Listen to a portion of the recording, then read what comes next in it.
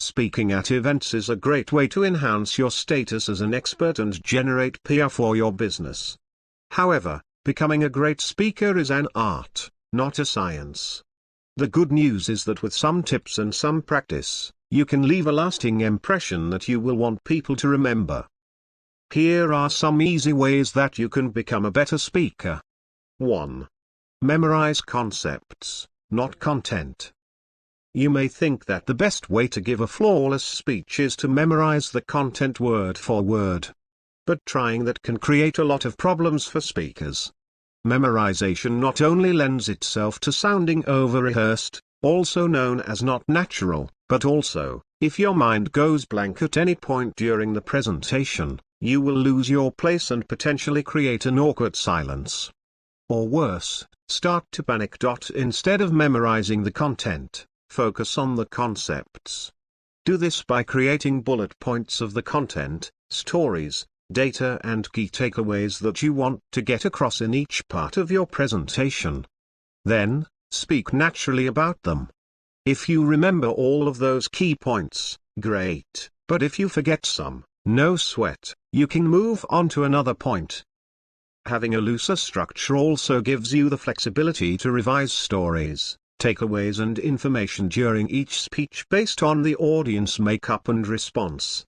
Plus, as an extra bonus, you will deliver a more natural-sounding, engaging presentation. 2. Chat up audience members before your presentation. Meeting with the people you are going to be speaking to before you give your speech has several benefits. First, it warms them up to you. Second, it lets you gauge their sense of humor, which is particularly critical if you are a speaker that tends to let a curse word fly or uses bold and provocative stories or language.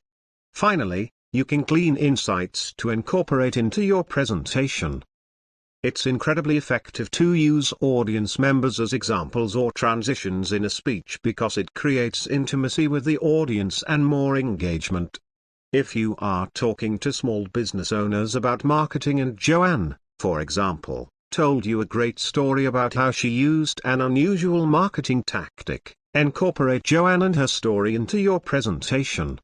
Speaking of clever marketing, earlier I was talking to Joanne, who is sitting in the third row, and she told me how she used a PR stunt with 400 kittens to get new clients. 3. Enhance your visuals and audio. I think most speakers know to not read directly from slides, and if you didn't before, you do now. If you'd use slides during your presentation, use them in an unexpected way. Include a short, fun video or use some photos with humor. I saw one presenter who, when he was talking about how people want to do business with trusted brands, had a photo of a beat-up old van with "Want Some Candy" spray painted on its side to illustrate why you don't do business with strangers. Another keynote I went to recently had a DJ who changed the music to underscore themes for the story. Or even consider having an illustrator create some great art for key messages. At least evaluate having your presentation slides created professionally. These tactics can take your entire presentation up a level. 4. Flip your mindset to ease your nerves. Even the most seasoned speakers can get nervous prior to presenting. The most effective way to take the pressure off of you is to change your mindset and think about your audience rather than yourself or the speech.